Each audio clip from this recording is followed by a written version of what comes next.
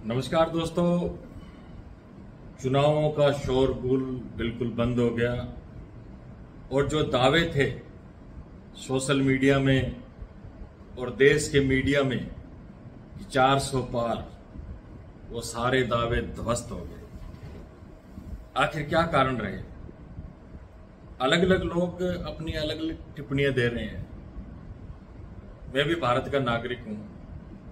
मैं समझता हूं कि ये जो दावे ध्वस्त हुए हैं, इनकी बुनियाद उस वक्त ही तय हो गई थी जब देश के सामने मोदी का झूठ का चेहरा आ गया।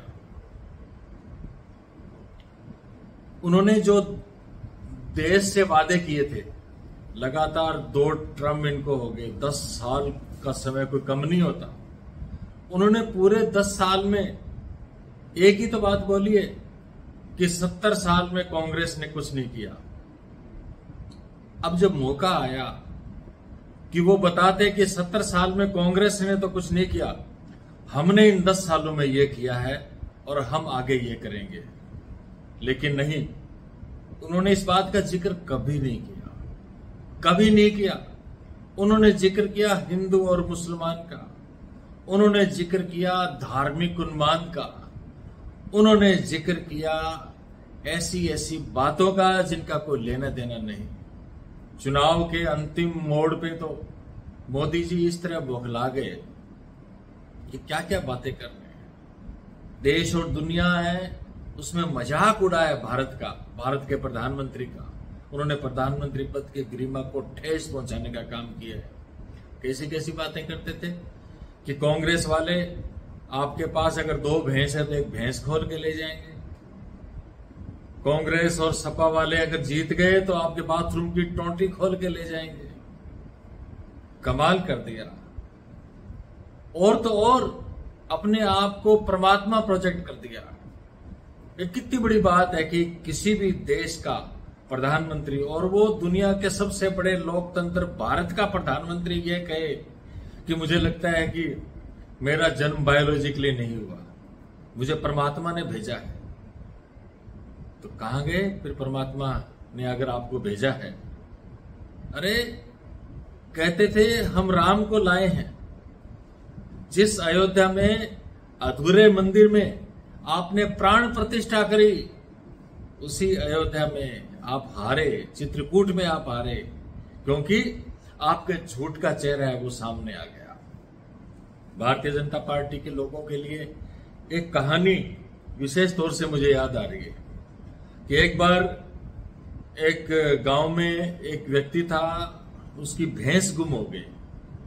तो भैंस जब नहीं मिली तो वो व्यक्ति और उसका बेटा भैंस ढूंढने के लिए निकल पड़े और थोड़ी दूर चले तो मंदिर आ गया। आपको तो पता ही है, भारत है वो मंदिर मस्जिद गुरुद्वारों का सर्वधर्म का देश है।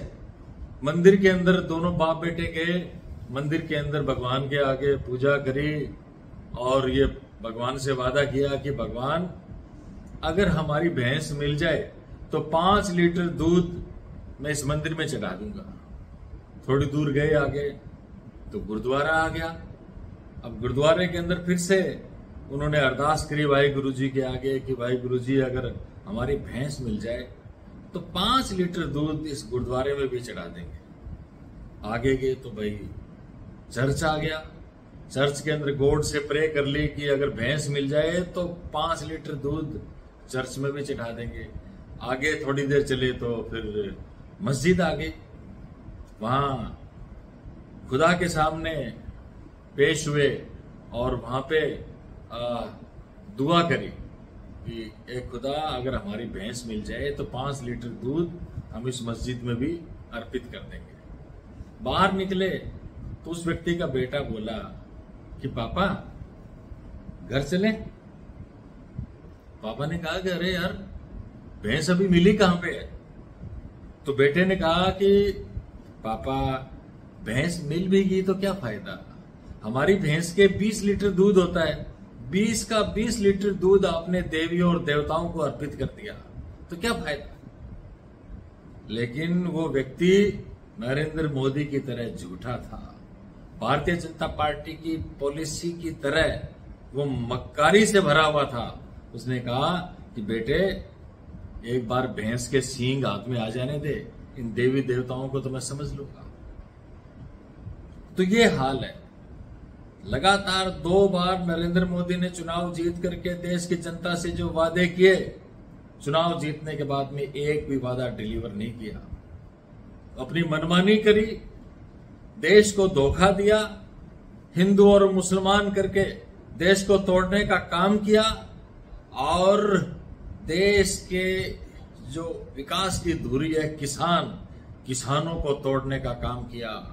700 से ज्यादा किसानों की शहीदी पर एक शब्द नहीं बोलने वाले नरेंद्र मोदी है, उसको जनता ने सबक सिखा दिया है।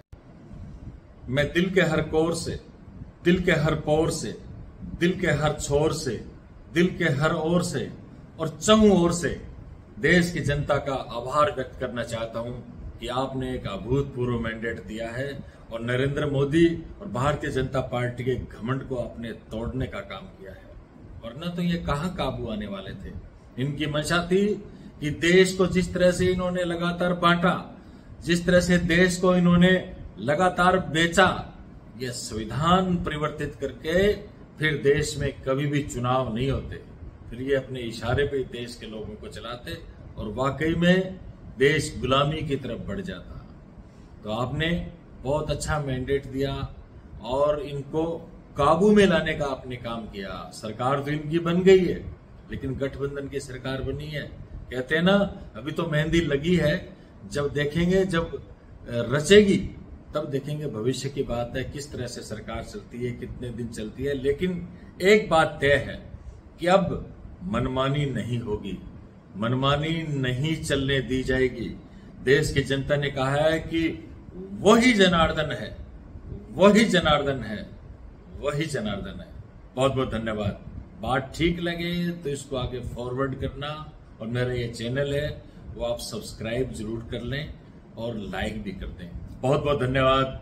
मैं हूं आपका साथी राजेंद्र सोनी, श्री गंगानगर, राजस्थान से। नमस्कार।